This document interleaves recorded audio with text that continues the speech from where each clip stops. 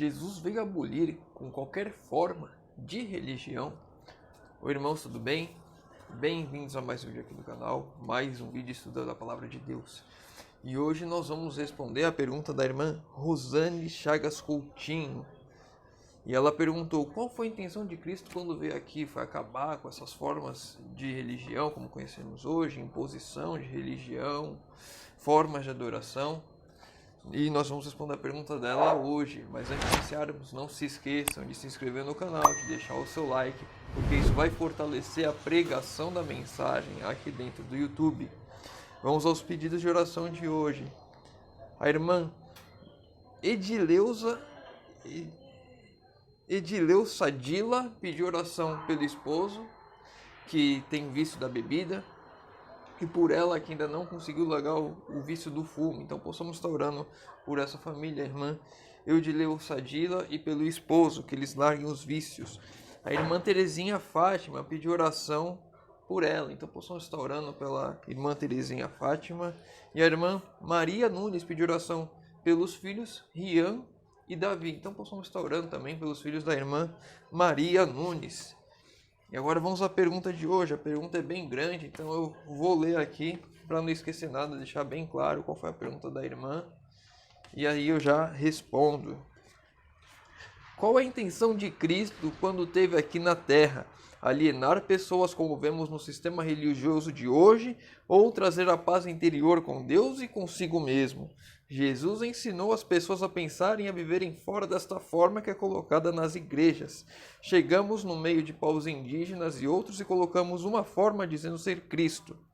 Quando Cristo tirou a forma e a forma humana de dominarmos sobre os mais fracos. Então a irmã aqui está querendo dizer que ela misturou perguntas e afirmações, mas o que ela quis dizer basicamente é: Jesus veio aqui para abolir com formas de religião e para que a pessoa saiba pensar e ter paz com Deus e paz consigo mesmo, paz interior, e que nós impomos formas de religião, formas de dizer que aquilo é Cristo para as pessoas, para grupos que não conhecem, como uma forma de dominar os mais fracos, ou seja, usamos a religião para dominar os mais fracos.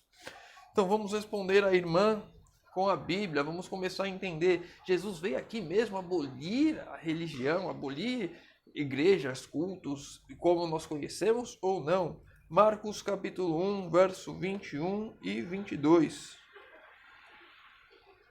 Marcos capítulo 1, verso 21 e 22.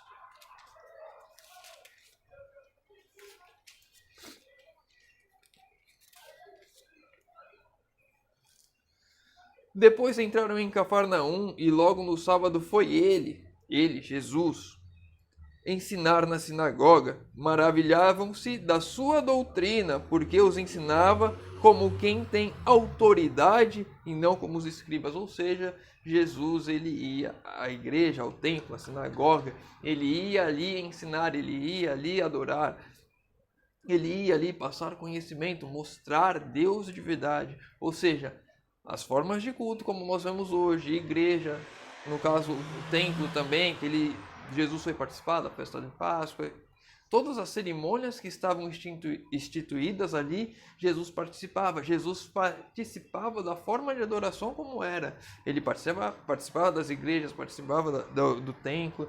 Então, Jesus não veio rachar com isso. Inclusive nós vemos lá Mateus 5, verso 17, que Jesus não veio para abolir a lei e os profetas, ele veio para cumprir. Então, nós vemos aqui que Jesus ele não veio abolir ou tirar nada disso. Então, o que será que Jesus veio aqui? Claro que nós sabemos que ele veio dar-nos a redenção, ele veio aqui morrer por nós, pagar pelos nossos pecados. Mas com relação a esse contexto que a irmã trouxe, vamos lá, João 14, verso 15. João capítulo 14, verso 15.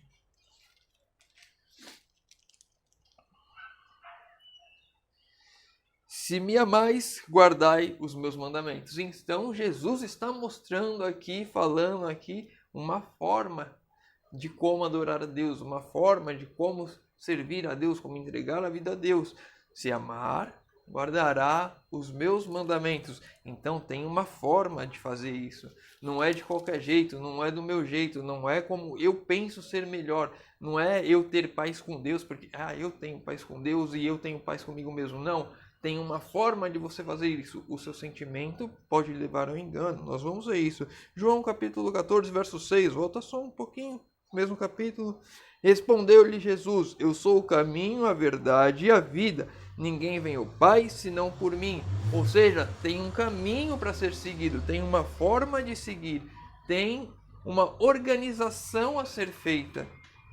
Eu não vou chegar a Deus de qualquer jeito, eu chego a Deus através de Jesus. Jesus é o caminho, não é um caminho, não há muitos caminhos, há um caminho só, há o caminho, há Cristo.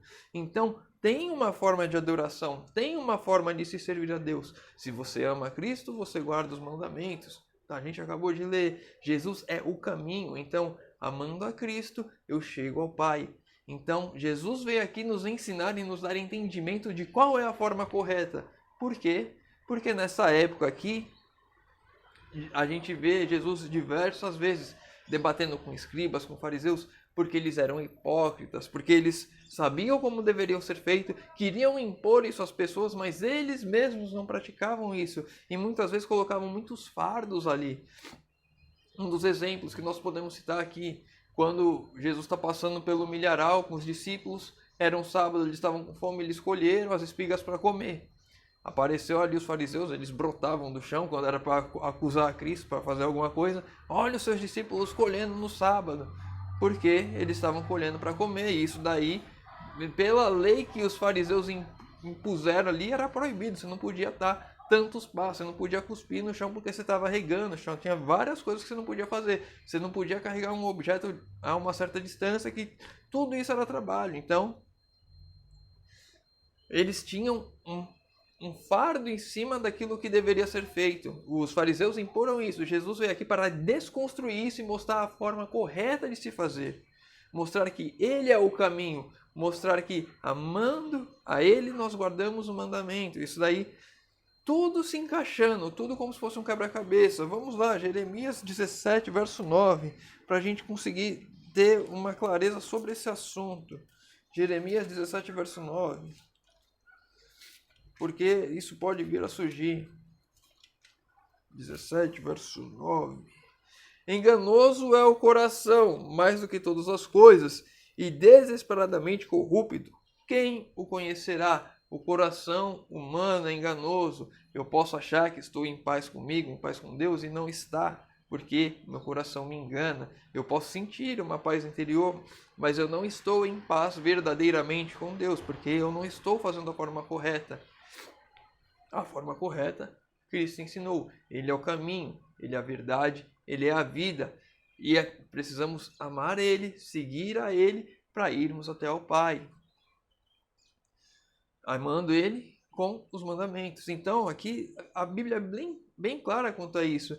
Mas, infelizmente, algumas pessoas vêm aí distorcer, querendo dizer que Jesus era um revolucionário, queria lutar contra o governo, e aí pegam pautas ideológicas de política hoje, falando que Jesus era de esquerda, que era contra tudo, queria acabar, fazer revolução, e não era nada disso. Jesus queria mostrar qual era o caminho correto a ser seguido, a forma correta a ser seguida. E sim, nós devemos ensinar às pessoas qual é a forma correta de se adorar a Deus, de seguir a Deus. E não é impor isso. Você não impõe nada sobre o mais fraco. E por que eu vou considerar um índio mais fraco do que eu?